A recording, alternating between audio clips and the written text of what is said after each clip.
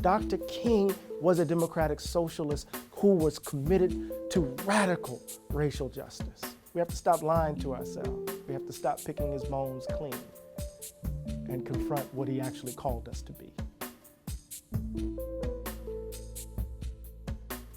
When we celebrate Dr. King, we think about the Montgomery bus boycott, and we tell that story from the bus boycott to the I Have a Dream speech and the March on Washington. And it's part of a standard story we tell ourselves about the Black freedom struggle, that it's accepted by mainstream society. It's a story that it begins in the 20th century with the founding of the NAACP. And then we jump from the NAACP all the way to Brown v. Board of Education, and then the Montgomery bus boycott, and then the student sit-ins, and then the March on Washington, and then Selma, and then King's murder. It fixes Dr. King in one place because he's palatable there, because he's talking about love. By the time King is murdered, he's still talking about love. He was a preacher after all.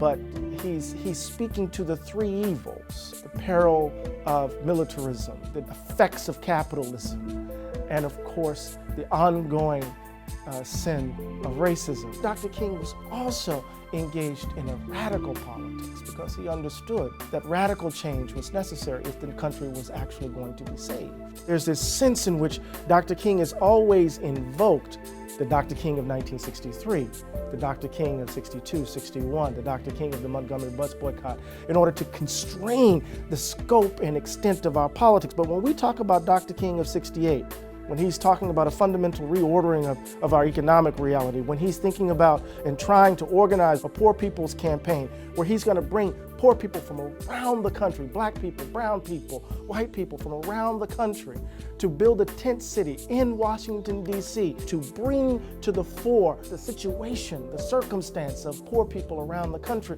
That's not the Dr. King of I Have a Dream. That's the Dr. King who understood that we needed a radical act of civil disobedience to jar the conscience of the nation.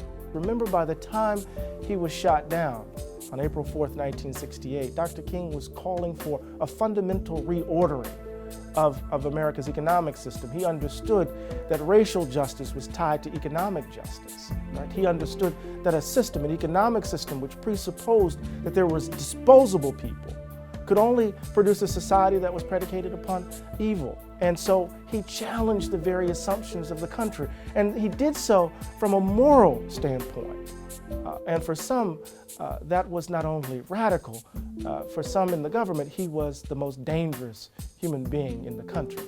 King, in some ways, passed from being a kind of radical figure in American history to being a corroborator of America's promise.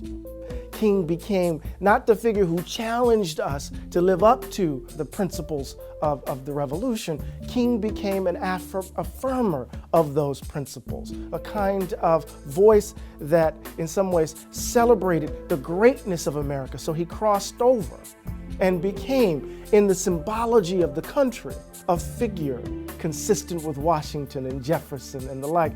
His voice, in other words, was co-opted as a part of a story of American exceptionalism, an affirmation of the greatness of America as opposed to a critical voice speaking to the contradictions at the heart of the country.